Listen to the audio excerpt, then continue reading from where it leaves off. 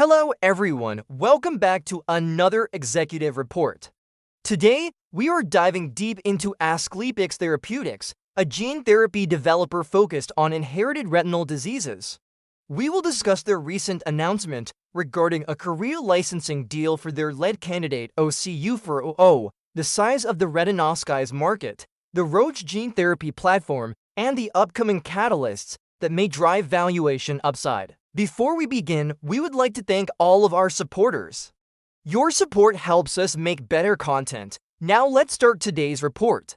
Let's begin with the product value proposition. 𝗚𝗖𝗚𝗡𝗦 is a gene therapy designed to treat retinitis pigmentosa, or RP, a group of inherited disorders causing photoreceptor cell death and progressive vision loss. RP affects about 2 million people worldwide. Korea, for example, reports around 15,000 diagnosed cases. Though RP is caused by over 2,500 different genetic mutations, current gene therapy approaches are mostly single mutation agnostic. That is, they target a specific mutation with a specific gene replacement or editing tool. This limits their reach and applicability to a small subset of the overall RP population. In contrast, 𝗚𝗖𝗚𝗡𝗦 uses a vector to deliver a gene encoding an enzyme called 𝗟𝗘𝗡 to complement the homeostatic function of retinal pigment epithelial cells, or RPS. This addresses the downstream effects of many RP subtypes, potentially enabling treatment of a broader range of RP patients regardless of their particular genetic makeup. Early clinical data suggests 𝗚𝗖𝗚𝗡𝗦 is long-term safe and effective, showing improvements in functional vision and the potential for durability of effect with limited need for redosing. From a real-world impact perspective, early modeling suggests 𝗚𝗖𝗚𝗡𝗦 could deliver an estimated 8 additional quality-adjusted life years per patient. Furthermore, it may help avoid over $300,000 in direct and indirect costs associated with blindness, while preserving a decade or more of visual independence and productivity per patient. This reflects a dual force driving demand: one, market pull from a large underserved rare disease population, and to technology push from a novel gene therapy platform with broader mutation coverage. From an access standpoint, Ocugen is likely to leverage orphan drug status and expedited regulatory pathways such as FDA priority review and potential rare pediatric disease priority review vouchers. In Korea, Ocugen's new partner will handle regulatory submissions and commercialization, while Ocugen retains manufacturing control. This structure not only reduces execution risk, but also secures a 25% royalty on Korean sales, milestone payments, and a revenue-sharing component.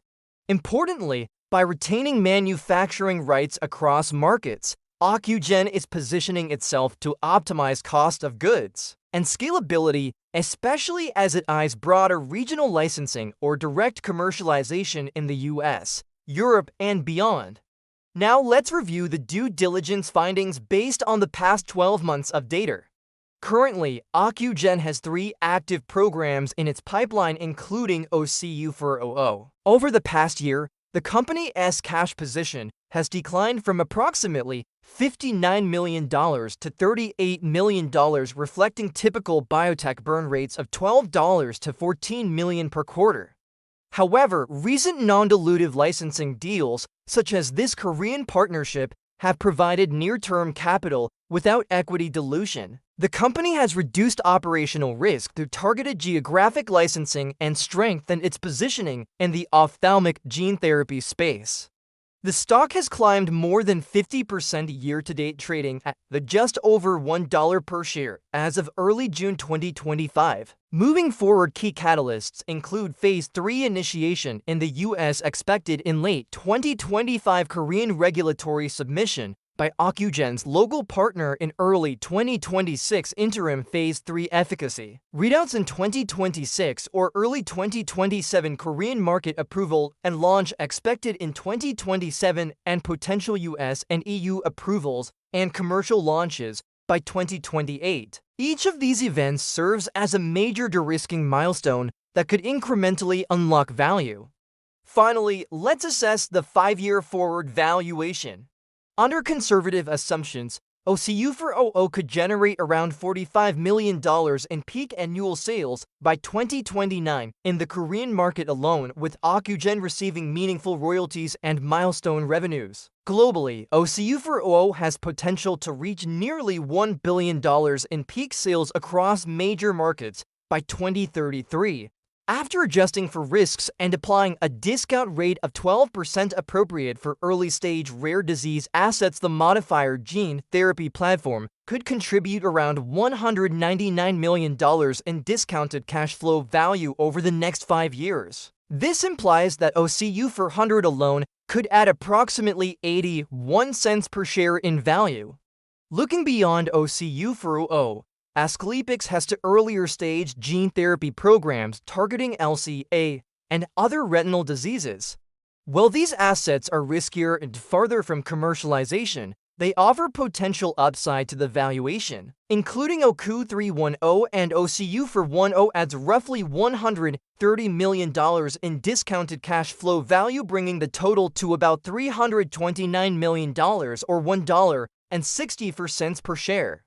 That said, the company's current market cap stands around $260 million, so the present value of Asclepius' pipeline is already greater than the company itself. Applying a more typical 25% discount rate for mid-stage gene therapy assets yields an even higher implied value of nearly $21 per share. In summary, the market may be underpricing the value of 𝗚𝗘𝗚𝗡. The recent Korean deal sets the stage for multiple upcoming catalysts and binary events over the next 18 to 24 months.